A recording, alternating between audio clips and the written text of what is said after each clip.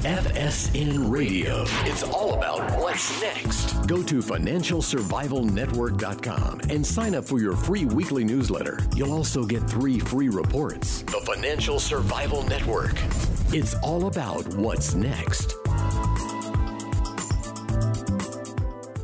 Welcome. You are listening to and perhaps even watching the Financial Survival Network. I'm Kerry Lutz. Today is a glorious day. It is December 14th, 2020. And, well, lots of things are happening, John. We're going to go over some of them. It doesn't pay to be a Chinese Communist Party infiltrator or official or spy now, does it? Hey, Kerry. Well, it's about time it didn't pay, because I think it's been a very lucrative job for a lot of time.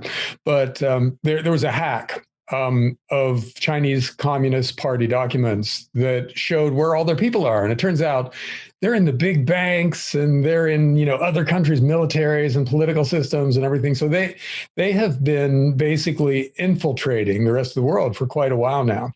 And that's, it's interesting information. I'm not sure what anybody's going to do with it, but it makes, it gives us a clearer picture of China's operating procedures over the past couple of decades, when it's been pretty well understood that they cheat economically and financially. For instance, if you want to set up a company in China, you have to give them your proprietary tech, and you have to agree to be have the joint venture be 51% owned by a Chinese company that reports directly to the Chinese military. All that was understood, but now there's more. So it's an interesting new data point in American foreign affairs when we're trying to figure out how to behave with the rest of the world. Now we know what China is really up to. Hey, so the new saying could be, "Hi, I'm here from the CCP to help," right?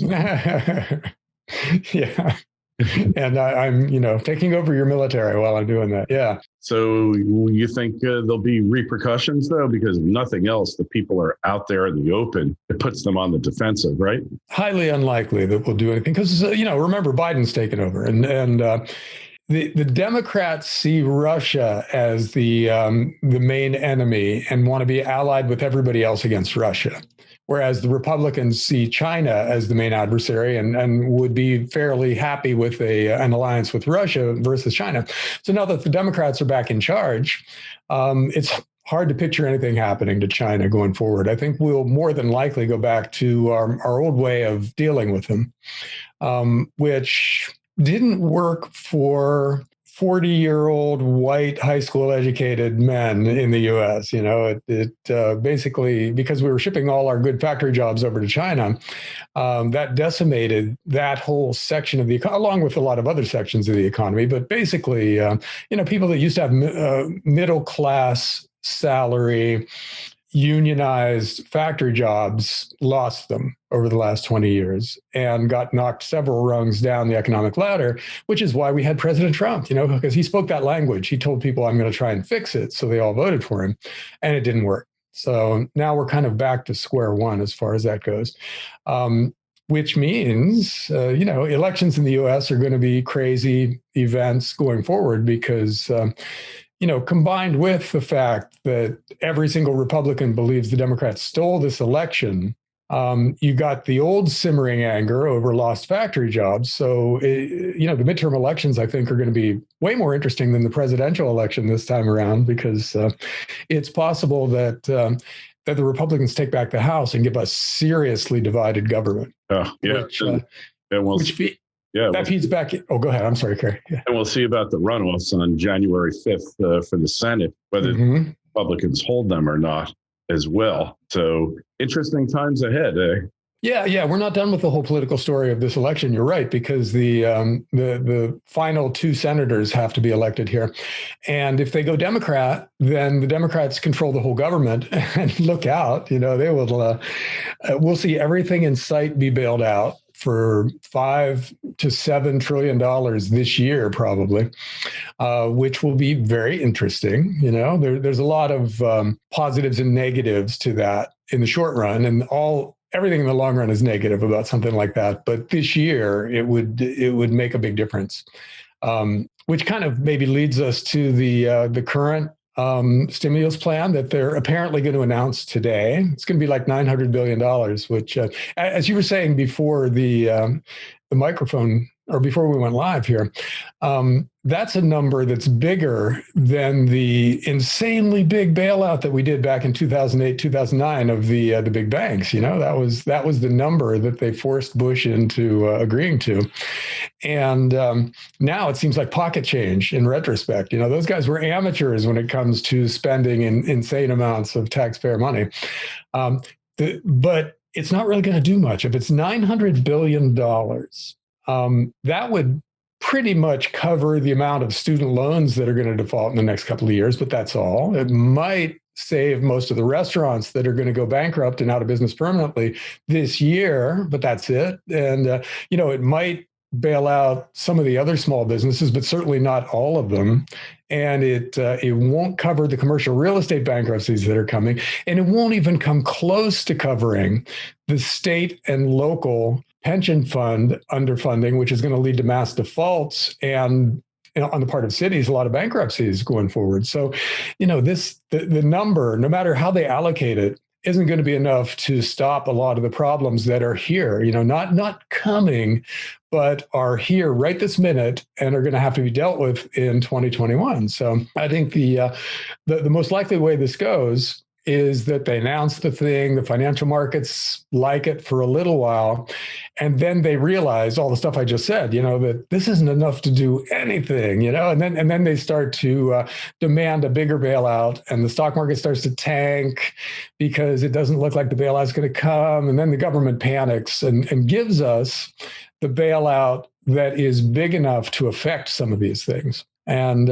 what that does to the value of the dollar and gold and silver is anybody's guess, but I suspect it's going to be spectacularly good for precious metals and pretty bad for the dollar and the other major currencies. So, we're there, Kerry. This is the thing you and I have been talking about for a really long time, that bailout that has to be so big because the crisis is so immense that it can no longer be contained by just the government bond market and the stock market. It's going to bleed over into the currency markets and precious metals and lots of other things. In other words, the currency crisis that sends everybody piling into safe haven assets might be here next year. So I can just say it's about time. It's been a long time talking about it.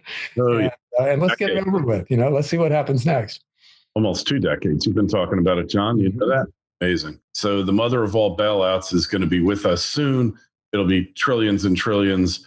If they don't bail out the government pension funds, particularly the cops and the firemen, we'll see mass fleeing of the system, because all of these government workers, a lot of them don't really work so much for their pay, or work is maybe the wrong thing, but a lot of them aren't there just for their inflated annual salaries, but they're there for their inflated lifetime pensions, which could run into the millions for some of these people who are high earners. And we saw in Detroit with its bankruptcy, they scaled back a little bit, but hardly any.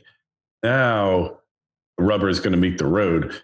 I think a partial bailout of the pension funds and then the participants eat the rest is probably going to happen regardless who's in power here.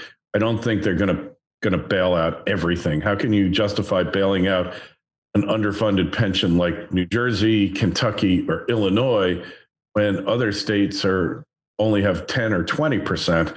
And some states like Florida are theoretically underfunded, but in reality are fully funded.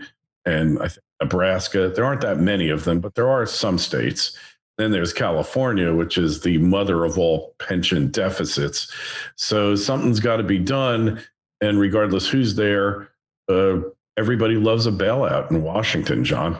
Well, it's easy to give money to people, it makes you seem really generous.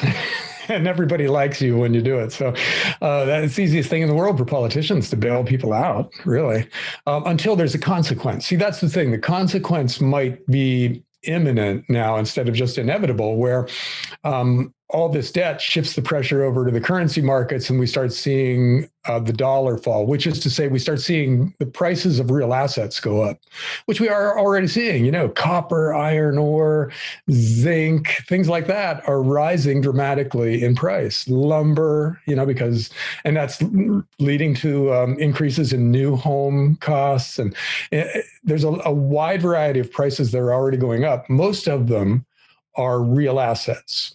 In other words, stuff that can't just be created out of thin air financially. So when that becomes even more widespread, and it becomes clear that it's a falling value in the dollar that's taking place rather than just a rise in the price of these various commodities and things, then there's this consequence where it stops being easy to bail people out. We'll see what happens when that time comes. But in the meantime, if the Democrats are completely in charge of the government, they will bail out all the state and local governments, because public sector workers are their biggest single constituency. So they're not going to let those guys feel any pain if they can help it. And if it's a divided government, then that makes it more interesting and stressful, because the Republicans, let's say they're in control of at least the Senate and then maybe the House after the midterm elections, they don't want to bail out California. There's nothing in bailing out California and New York for them, right? They would rather see these Democrat-run states go bankrupt and be able to point to them in the next election and say, do you want those guys to run the whole country? Because look what happened when they were in charge of just a state. So that's a political plus for them to have bankruptcies happen in Democrat-run states. So we'll see how it goes. It really depends on who controls the government. But but ultimately, it doesn't matter. All these bailouts will have to happen at some point in some way.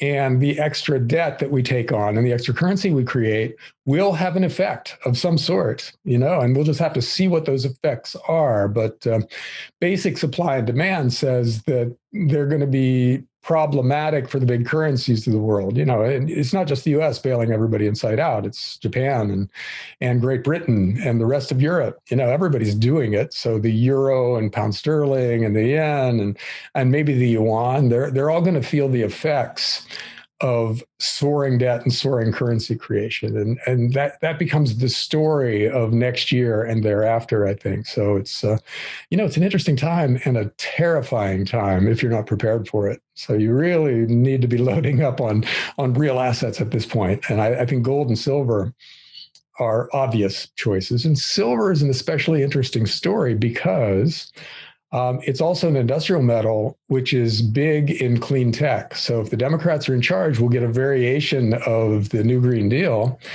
And that'll make silver interesting just because of that. It won't even have to have a monetary component in the investment thesis anymore. It can just be the thing that goes into electric cars and solar panels. Yeah, and it could well be that it's a double whammy where it sends investors flooding into the silver market and increases the demand for silver.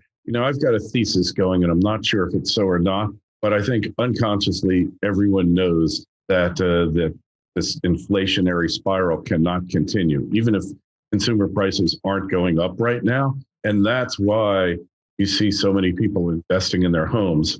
COVID as well, because now you're working out of your home and you find out, gee, there's a lot of stuff in my house that isn't really conducive to working from home. So I got to change it around. I got to fix it. And plus, people just know in their bones that real things are what's going to be necessary to weather the storm. Hey, so we've got a report that Trump is open to pardoning Snowden. I have never characterized myself as a Trump fan in all these years, even though I like a lot of what he's doing. And I kind of like the Democrats less than I like the Republicans. So I was hoping Trump would win.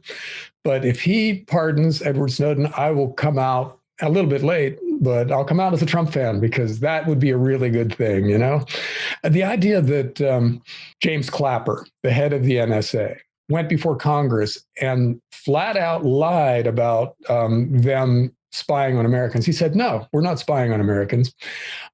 And he got away with it. He's now a CNN analyst or something like that. He's making big bucks. Yeah. for his lying. And Snowden, who exposed the lies, the unconstitutional behavior and the lies of the NSA and the rest of the government, that he's still on the run is a travesty, So what they would do in a just world is they'd pardon Snowden, bring him back here, give him some high government position or high corporate position anywhere, anyhow, good life, where he can use his skills. And they would take the jail cell that's now allocated for him and toss Clapper and some of Clapper's buddies into that cell. That won't happen, but a pardon would be good enough. That would be a start. And then maybe we do Julian Assange and a few other whistleblowers, and we'll be on our way to being, once again, a constitutionally controlled, just society. We'd still have a long way to go, but at least we'd be taking steps in that direction. Hey, Doug Casey summed it up best. We used to be America. Now we're just the United States. And I don't know how united the states are at this point. What about the concept of succession or civil war? Is that possible, you think? Is really going to happen? Will people actually stand up for something for once and actually take on the system? FSN Radio. It's all about what's next. Osino Resources is a Ross Beatty-backed gold exploration company in mining-friendly Namibia. Osino's district-scale land package is situated near 2 producing gold mines, one of which Osino's management team previously developed and sold to B2 Gold. Osino's founders and management are experienced mining professionals who have already successfully developed and sold 2 companies in the past 7 years. Osino has a tight share structure, and with its current treasury, it can self-fund the advancement of its gold discovery into at least 2022. This is an exploration company with drills turning that you'll definitely want to pay attention to. Osino trades in New York under the ticker OSIIF and in Toronto under the ticker OSI. To learn more, go to osinoresources.com. That's osinoresources.com. The Financial Survival Network. It's all about what's next.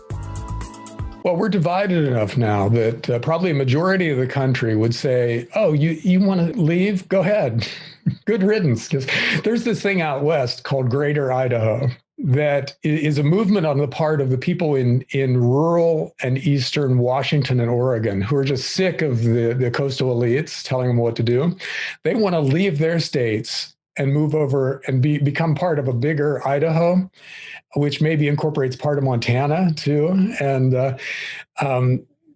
I think a lot of people on the coasts are like, yeah, good. Let's get rid of these, these idiot redneck farmers. They can go be part of, a state full of idiot redneck farmers, and we'll stay over here and be sophisticated urbanites. And that'll be that. We're at the point where that sounds reasonable to both sides in the argument. So it wouldn't be a surprise if we shuffle around some populations now. And I don't know how you do that. I think you have to change the state constitution possibly, and then clear it with the federal government. And then, so it's logistically, might be logistically new. Have we ever done anything like that before? I'm not sure, but it would be tricky. But it's a sign of how divided we are and how far down the road towards just general dissolution we are, that a lot of people think it's a completely reasonable idea. They don't see any reason to coexist with people that they consider to be so stupid as to be subhuman, and that's a really bad place for a country to be, because it's a prelude to some kind of civil war. And going into future elections with Republicans feeling like they've been robbed and Democrats feeling like they finally took back over from the morons, anything could happen going forward. And secession is just one of several really scary scenarios out there. Yeah, well, I saw a map one time, like 10, 12 years ago, where the country was broken into 4 separate countries. Mm-hmm. And, like the Northeast, that kind of was one country. And then the South, from Texas to Florida and up southern states there, Kentucky, all that was another one. And then kind of the Midwest, Upper West became another country. And then you had West Coast became its own country.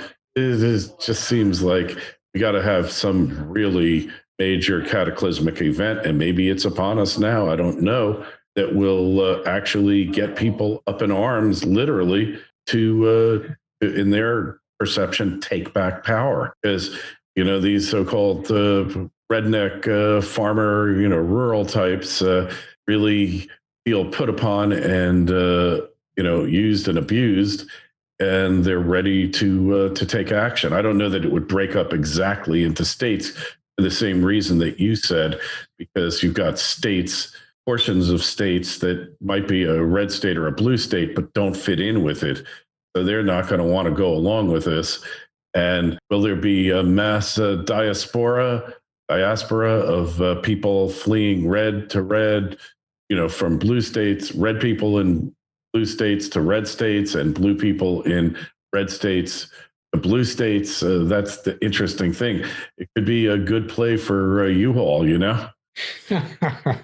Well, let's hope it doesn't end up like the Indian partition of India and Pakistan, because millions of people died during that. But it could be messy.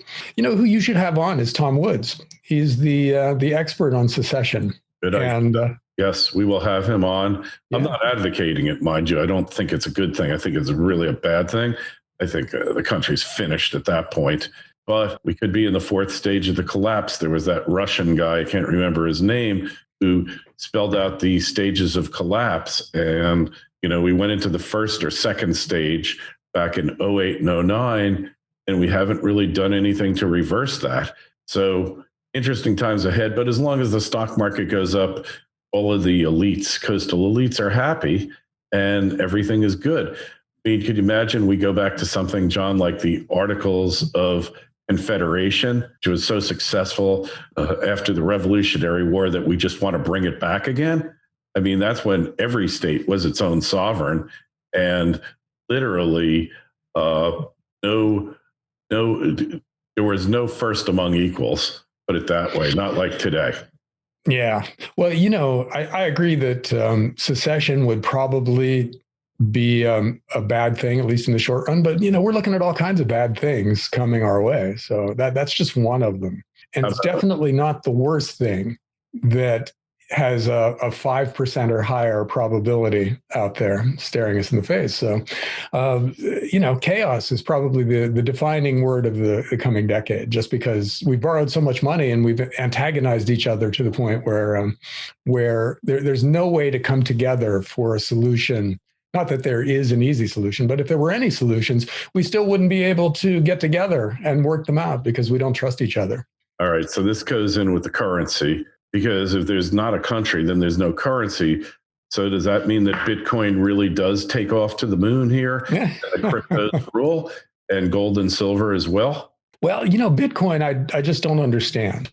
But it tends to attract the same kind of financial sentiment as gold and silver. So there's no reason to think why it wouldn't take off in the really extreme versions of financial chaos that we have coming.